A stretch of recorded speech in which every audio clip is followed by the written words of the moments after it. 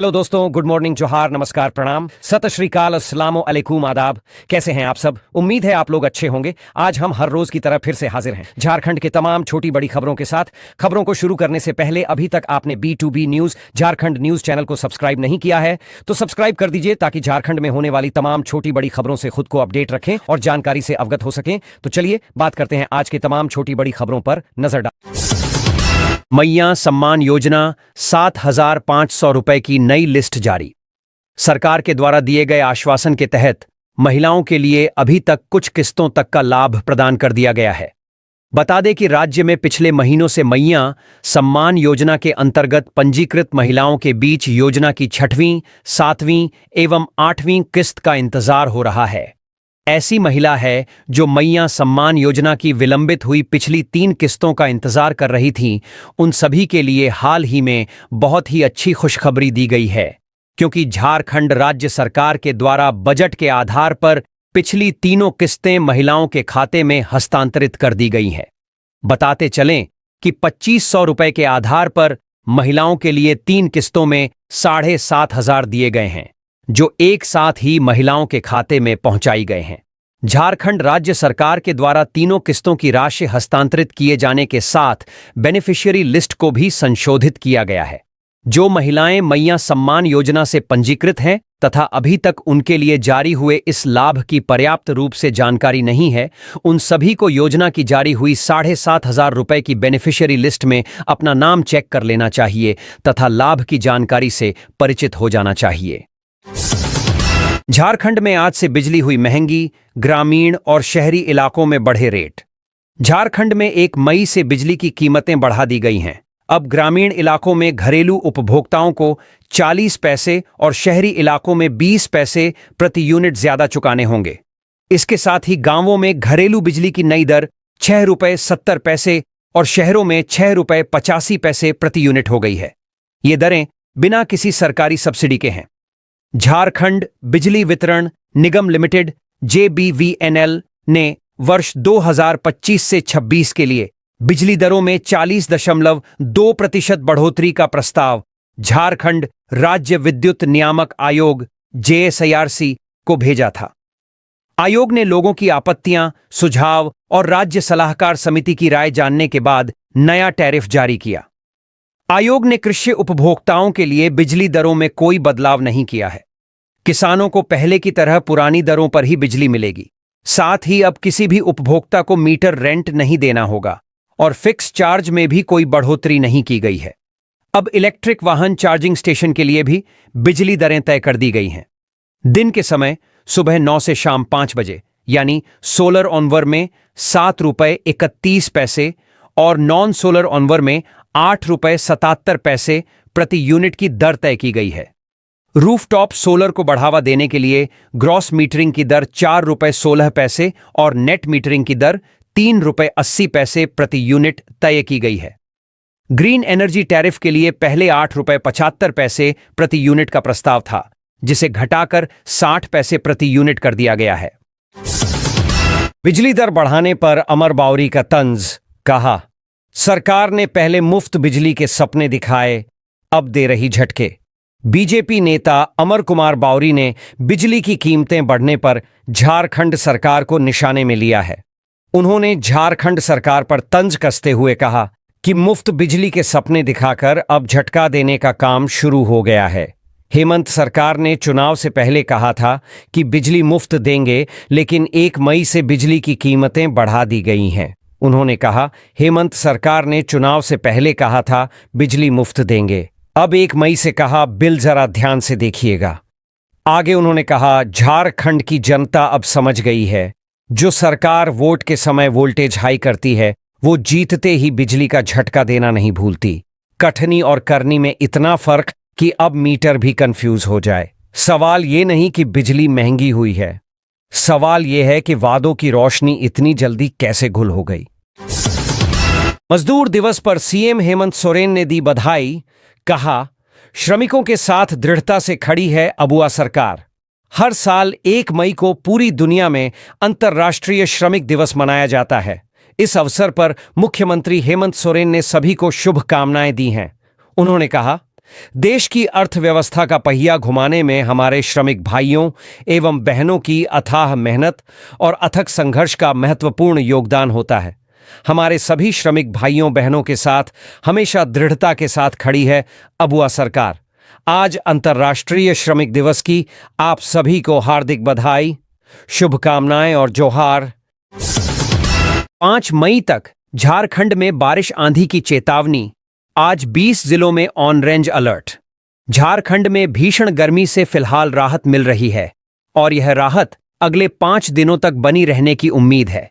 राज्य में cyclonic circulation, चक्रवाती हवाओं के कारण मौसम में बदलाव आया है। इसकी वजह से लू जैसी स्थिति नहीं बन रही है। राज्य के कई हिस्सों में रुक रुक कर हल्की से मध्यम बारिश हो रही है। मौसम विभाग ने बताया है कि आज रांची समेत राज्य के 20 जिलों में आंधी, बिजली, गरज और बारिश हो सकती है। कुछ इलाकों में ओले भी गिर सकते हैं। इसे देखते हुए विभाग ने इन जिलों के लिए ऑरेंज अलर्ट जारी किया है। वहीं पलामू, गढ़वा, चतरा और लातेहार में भी गरज के साथ हल्की बारिश की संभावना है, जिनके लिए येलो अलर्ट जारी किया गया है। 2 मई को भी रांची, लोहरदगा, गुमला, खूंटी, सरायकेला, पूर्वी सिंहभूम, पश्चिमी सिंहभूम और सिमडेगा में तेज आंधी, बिजली और ओलावृष्टि के आसार हैं। इन जिलों में फिर से ऑन-रेंज अलर्ट जारी किया गया है। बाकी जिलों के लिए येलो अलर्ट जारी रहेगा। मौसम विज्ञान केंद्र रांची के वैज्ञानिक अभिषेक आनंद ने कहा है कि यह मौसम का बदलाव 5 मई तक जारी रहेगा और इसके आगे भी ऐसा ही मौसम बना रह सकता है। हालांकि मई के मध्य में तापमान में दोबारा वृद्धि हो सकती है। बारिश और बादलों की वजह से झारखंड के अधिकतर जिलों में तापमान 40 डिग्री सेल्सियस से नीचे बना हुआ है, जिससे लोगों को गर्मी से राहत मिल रही है। बीते 24 घंटे में सबसे ज्यादा बारिश सिमडेगा में दर्ज की गई, जहां 33.8 मिलीमीटर वर्षा हुई। विधायक पूर्णिमा साहू ने डीसी और आपदा प्रबंधन विभाग को लिखा पत्र। नदी घाटों पर 24 घंटे गोताखोरों की व्यवस्था सुनिश्चित करने की मांग। जमशेदपुर पूर्वी की विधायक पूर्णिमा साहू ने पूर्वी सिंहभूम जिला उपायुक्त एवं वरीय पुलिस अधीक्षक को पत्र लिखकर विधानसभा क्षेत्र अंतर्गत विभिन्न नदी घाटों, डैमों एवं तालाबों पर 24 घंटे सातों दिन प्रशिक्षित गोताखोरों की उपलब्धता सुनिश्चित करने तथा आपात स्थिति में त्वरित राहत कार्य को लेकर एनडीआरएफ एवं एसडीआरएफ टीम की तत्पर व्यवस्था करने की मांग की है। विधायक पूर्णिमा साहू ने पत्र में उल्लेख किया कि हाल ही में भुइयांडीह स्थित बाबूडीह घाट सुवर्ण रेखा नदी में 2 किशोरों की डूबने से दुखद मृत्यु हो गई। इस हृदय विदारक घटना के उपरांत जिला प्रशासन एवं आपदा प्रबंधन विभाग से कई बार संपर्क किया गया, लेकिन न तो प्रशिक्षित गोताखोर उपलब्ध हो सके, न ही एनडीआरएफ एसडीआरएफ की टीम समय पर पहुंच सकी। अपेक्षित सहयोग न मिलने पर अंततः स्थानीय मछुआरों की मदद से शव को नदी से बाहर निकाला गया। उन्होंने पत्र में यह भी उल्लेख किया है कि उनके क्षेत्र में सुवर्ण रेखा नदी पर मानगो छठ घाट, पांडेय घाट, सुवर्ण रेखा घाट, बाबूडीह घाट, भोजपुर घाट, डोंगा घाट, जिला स्कूल घाट जैसे प्रमुख घाटों के अलावा हुड़को डैम और कई तालाब हैं, जहां प्रतिदिन बड़ी संख्या में लोग पहुंचते हैं। ऐसे स्थलों पर लोगों की सुरक्षा के लिए प्रभावी व्यवस्था नितांत आवश्यक है। विधायक पूर्णिमा साहू ने जिला प्रशासन से तत्काल 4 प्रमुख बिंदुओं पर कार्रवाई की मांग की है, जिसमें सभी नदी घाटों, डैमों और तालाबों पर प्रशिक्षित गोताखोरों की 24 घंटे सातों दिन उपलब्धता सुनिश्चित करने, आपात स्थिति में राहत कार्य के लिए एनडीआरएफ एवं एसडीआरएफ अथवा अन्य सक्षम टीम को तत्पर रखने, सभी जल स्रोतों पर चेतावनी सूचक बोर्ड लगाने जिससे लोग गहरे जल में जाने से बचें, एवं जोखिमपूर्ण स्थलों पर सुरक्षा व्यवस्था एवं निगरानी हेतु संसाधनों की व्यवस्था जैसी मांग शामिल है। एटीएस की बड़ी कार्रवाई। धनबाद में श्यूटी यानी हिज्ब उत तहरीर से जुड़े 4 आतंकियों की गिरफ्तारी के बाद एक और नाम आया सामने। 10 साल जेल में रहने के बाद अम्मार याशर ने फिर पकड़ा आतंक का रास्ता। Jharkhand anti terrorist squad ATS को आतंकवाद से जुड़े संगठनों के खिलाफ बड़ी सफलता मिली है। एटीएस को गुप्त सूचना मिली थी कि एचयूटी, हिज्ब उत तहरीर, AQIS, al Qaeda in Indian subcontinent ISIS और अन्य प्रतिबंधित संगठनों से जुड़ कुछ लोग झारखंड के युवाओं को गुमराह कर अपने नेटवर्क से जोड़ रहे हैं। साथ ही अवैध हथियारों का कारोबार और राष्ट्र विरोधी गतिविधियों को भी अंजाम दे रहे हैं। इस सूचना के आधार पर दिनांक 26 अप्रैल 2025 को धनबाद जिले के विभिन्न संदिग्ध स्थानों पर एक साथ छापेमारी अभियान चलाया गया। अभियान के दौरान 4 संदिग्धों को गिरफ्तार किया गया, जिनकी पहचान इस प्रकार है: गुलफाम हसन, अय्यान जावेद, मोहम्मद शहजाद आलम, शबनम प्रवीण। सभी आरोपी बैंक मोड़ थाना जिला धनबाद के निवासी हैं। तलाशी के दौरान इनके पास से अवैध आग्नेयास्त्र, कारतूस, कई इलेक्ट्रॉनिक डिवाइस और प्रतिबंधित संगठनों से संबंधित भारी मात्रा में आपत्तिजनक दस्तावेज और साहित्य बरामद किए गए। ATS रांची में इनके खिलाफ मामला दर्ज किया गया और 27 अप्रैल को चारों आरोपियों को न्यायिक हिरासत में भेज दिया गया। पूछताछ के दौरान आरोपी अय्यान जावेद ने एक और नाम उजागर किया: अम्मार याशर, उम्र लगभग 33 वर्ष, निवासी शमशेर नगर, थाना भूली OP, जिला धनबाद। इसके बाद 30 अप्रैल 2025 को अम्मार याशर को भी गिरफ्तार किया गया। अम्मार के मोबाइल फोन से हिज्ब उत तहरीर से संबंधित कई संदिग्ध दस्तावेज बरामद हुए, जिन्हें विधिसम्मत रूप से जब्त किया गया। पूछताछ में अम्मार ने स्वीकार किया कि वह पूर्व में इंडियन मुजाहिदीन IM से भी जुड़ा रहा है और 2014 में जोधपुर पुलिस द्वारा गिरफ्तार कर जेल भेजा गया था। वह लगभग 10 वर्षों तक जेल में रहा और मई 2024 में जमानत पर बाहर आया। रिहाई के बाद उसने फिर से पुराने नेटवर्क के साथ संपर्क बनाकर HUT यानी हिज्ब उत तहरीर संगठन की गतिविधियों में शामिल होना शुरू कर दिया। फिलहाल ATS की टीमें बरामद इलेक्ट्रॉनिक उपकरणों और दस्तावेजों की तकनीकी और साइबर फोरेंसिक जांच कर रही हैं। गिरफ्तार आरोपियों से देशव्यापी नेटवर्क और वित्तीय लेन देन के बारे में भी पूछताछ की जा रही है। झारखंड पुलिस और ATS के अनुसार यह राष्ट्रीय सुरक्षा से जुड़ा अत्यंत गंभीर मामला है और अन्य संभावित संदिग्धों की पहचान की प्रक्रिया भी जारी है। विवाह से 2 दिन पहले प्रेमी संग भागी धनबाद की लड़की गया से बरामद कर मंदिर में कराई गई शादी। धनबाद जिले के टुंडी थाना क्षेत्र में प्रेम संबंध को लेकर एक अनोखा मामला सामने आया है। शादी से ठीक 2 दिन पहले एक युवती अपने प्रेमी के साथ घर से भाग गई। युवती की शादी 29 अप्रैल को तय थी, लेकिन उसने 27 अप्रैल को प्रेमी के साथ फरार होकर गया बिहार भाग गई। बाद में ग्रामीणों और परिजनों की मदद से दोनों को धनबाद लाया गया और ग्रामीणों तथा पुलिस की मौजूदगी में उनकी मंदिर में शादी करा दी गई। घटना दक्षिणी टुंडी के लक्ष्मणपुर गांव के गोपालपुर टोला की है। बताया गया कि युवती की शादी केसको के एक युवक से तय की गई थी और शादी की तैयारी जोरों पर थी, लेकिन ऐन वक्त पर युवती घर से लापता हो गई। परिजनों ने टुंडी थाने में इसकी सूचना दी।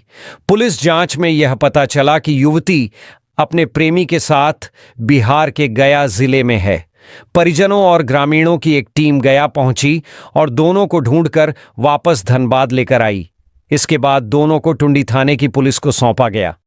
प्रेमी की पहचान प्रेमचंद महातो के बेटे कन्हैया के रूप में हुई है, जो पेशे से टेंट हाउस चलाता है और युवती के ही गांव में रहता है। युवक ने पुलिस को बताया कि दोनों के बीच पहले दोस्ती हुई, जो बाद में प्यार में बदल गई। जब युवती की शादी तय हुई तो उन्होंने साथ भागने का फैसला किया। दोनों ने पुलिस के सामने खुद को बालिग बताया और कहा कि वे आपसी सहमति से जीवन भर साथ रहना चाहते हैं। इसके बाद पुलिस, ग्रामीणों और युवक के परिजनों की मौजूदगी में दोनों की मंदिर में शादी करा दी गई। युवक और युवती दोनों के परिजनों को थाना बुलाया गया। युवक के परिजन आए और दोनों की शादी के लिए तैयार हो गए, पर युवती के परिजनों ने आने से इनकार कर दिया। उन्होंने कहा कि अब उसके साथ कोई रिश्ता नहीं रहा। हजारीबाग में अचानक बदला मौसम, तेज आंधी बारिश और ओलावृष्टि से तबाही, किसानों की चिंता बढ़ी। झारखंड का शिमला कहे जाने वाले हजारीबाग में इन दिनों मौसम ने विकराल रूप धारण कर लिया है। बुधवार को अचानक आसमान में काले बादल छा गए और कुछ ही देर में तेज आंधी, झमाझम बारिश और ओलावृष्टि ने पूरे जिले को अपनी चपेट में ले लिया। आज गुरुवार को भी मौसम कमोबेश इसी तरह से बना हुआ है। इससे न सिर्फ जनजीवन प्रभावित हुआ बल्कि खेतों में खड़ी फसलों को भारी नुकसान पहुंचा है। दिन में अचानक अंधेरा छा गया जिससे लोग चौंक गए। कई जगह पेड़ और बिजली के खंभे तेज हवाओं में गिर पड़े। मौसम विभाग के अनुसार अगले 24 घंटों तक ऐसे ही हालात बने रहने की संभावना है। तेज हवाओं और ओलों के कारण गेहूं, सब्जी और आम की फसलों को भारी क्षति पहुंची है। कुछ किसानों ने बताया कि पूरी साल की मेहनत एक दिन में बर्बाद हो गई। चौपारण के किसान लक्ष्मण महतो ने कहा, हमने जो फसल बेचने की तैयारी कर रखी थी वह पूरी तबाह हो गई है। सरकार से मदद की उम्मीद है। जिला प्रशासन ने लोगों से अपील की है कि मौसम पूरी तरह सामान्य होने तक खुले स्थानों पर जाने से बचें। साथ ही प्रभावित क्षेत्रों में फसल नुकसान का सर्वे कराने की प्रक्रिया शुरू करने की बात कही गई है। पलामू में घूसखोर सब इंस्पेक्टर को किया गया बर्खास्त। एसीबी ने धनबाद में किया था गिरफ्तार।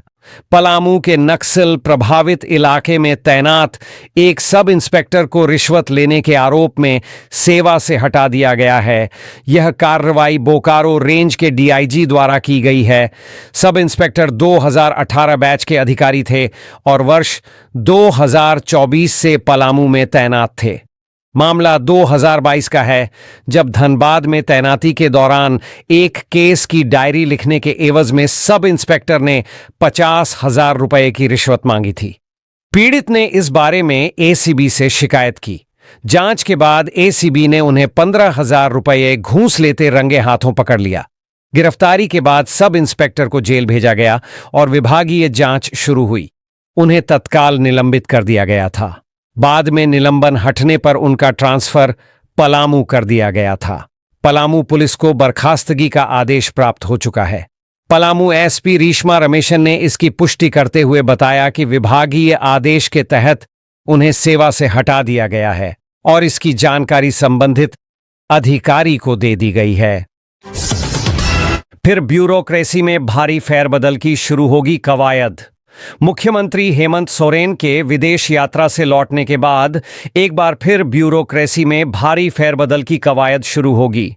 सत्ता के गलियारे से मिल रही जानकारी के अनुसार अगले सप्ताह कुछ विभागीय सचिव तो कई जिलों के डीसी एसपी बदल सकते हैं। हालांकि ब्यूरोक्रेसी में फेरबदल की कवायद मुख्यमंत्री के विदेश यात्रा पर जाने से पहले भी हुई थी।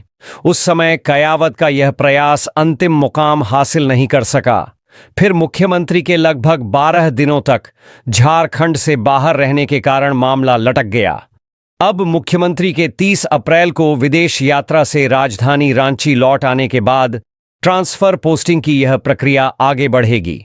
आधिकारिक जानकारी के अनुसार सरकार के शीर्ष स्तर पर कुछ विभागों के सचिवों को इधर से उधर करने पर गंभीरता से विचार किया जा रहा है। हालांकि यह भी कहा जा रहा है कि कोर डिपार्टमेंट के प्रमुखों और कोर टीम में बदलाव की संभावना बहुत कम है, लेकिन कई जिलों के डीसी और एसपी बदलने की पूरी संभावना है। गिरिडीह, गोड्डा, जामताड़ा, लोहरदगा समेत कई अन्य जिलों के डीसी का कार्यकाल 3 साल से अधिक हो चुका है या होने वाला है। बाघमारे प्रसाद कृष्णा 28 फरवरी 2022 से लोहरदगा में, नैन्सी सहाय 26 फरवरी 2022 से हजारीबाग में, नमन प्रियेश लकड़ा 28 फरवरी 2022 से गिरिडीह में और जिशान कमर 11 जुलाई 2022 से जामताड़ा डीसी के पद पर कार्यरत हैं। वहीं सुनील कुमार 5 साल से अधिक समय से पथ निर्माण सचिव के पद पर हैं। के रवि कुमार 7 जुलाई 2020 से ही राज्य के मुख्य निर्वाचन पदाधिकारी पद पर पदस्थापित हैं। आकांक्षा रंजन 9 मार्च 2022 से निदेशक हस्तकरघा के पद पर पदस्थापित हैं। कोल्हान के प्रमंडलीय आयुक्त का पद खाली हुआ। कोल्हान आयुक्त के पद पर पदस्थापित हरि कुमार केसरी का कार्यकाल 30 अप्रैल को पूरा हो गया। इसके बाद से यह पद रिक्त हो गया है। इसी तरह सूडा डायरेक्टर के पद पर पदस्थापित अमित कुमार के केंद्रीय प्रतिनियुक्ति पर जाने के कारण यह पद भी जल्द रिक्त होने वाला है। इसी तरह अगले कुछ महीने तक लगातार आईएएस अधिकारी रिटायर होने वाले हैं। 31 मई को पूनम प्रभा पूर्ति, 30 जून को सुमन कैथरीन किस्पोट्टा, 31 जुलाई को शशिभूषण मेहरा और ज्ञानेंद्र कुमार भी रिटायर करेंगे। जातीय जनगणना सामाजिक न्याय की दिशा में ऐतिहासिक कदम, सुदेश महतो। आजसू पार्टी के केंद्रीय अध्यक्ष सुदेश कुमार महतो ने केंद्र सरकार द्वारा जातीय जनगणना कराने के ऐतिहासिक और दूरदर्शी फैसले की सराहना की है। इस निर्णय को सामाजिक समानता, न्याय और समावेशी विकास की दिशा में एक क्रांतिकारी कदम बताते हुए उन्होंने इसे भारत के सामाजिक आर्थिक परिदृश्य को बदलने वाला कदम करार दिया। देश में मूल जनगणना के साथ ही जातीय जनगणना कराने के केंद्र सरकार के फैसले से सामाजिक न्याय का अध्याय अत्यंत मजबूत होगा। यह देश के एक एक आम जनमानस की मांग थी। इससे भविष्य का भारत बनाने में एक बड़ा आधार मिलेगा। सुदेश महतो ने कहा है कि आजसू पार्टी ने समय समय पर लगातार जातीय जनगणना की मांग उठाई है और यह फैसला पार्टी के दीर्घकालिक संघर्ष और सामाजिक न्याय के प्रति प्रतिबद्धता का परिणाम है। हमारी पार्टी ने अपने अधिवेशन में भी इससे संबंधित प्रस्ताव पारित किया है। यह हमारी मुख्य मांग रही है। सुदेश महतो ने अपने बयान में कहा, केंद्र सरकार का जातीय जनगणना कराने का फैसला सामाजिक न्याय के प्रति उसकी दृढ़ इच्छा शक्ति और संवेदनशीलता को दर्शाता है। हम फैसले का स्वागत करते हैं। आजसू पार्टी ने विगत कई वर्षों से विभिन्न मंचों, जनसभाओं और आंदोलनों के माध्यम से जातीय जनगणना की आवश्यकता पर बल दिया है। हमारा मानना रहा है कि भारत जैसे विविधतापूर्ण देश में, जहां सामाजिक और आर्थिक असमानताएं जटिल चुनौतियां पेश करती हैं, जातीय जनगणना के बिना समावेशी विकास और सामाजिक न्याय संभव नहीं है। यह फैसला न केवल हमारे इस संघर्ष को मान्यता देता है, बल्कि यह देश के करोड़ों वंचित और हाशिए पर मौजूद समुदायों के लिए एक नई उम्मीद लेकर आया है।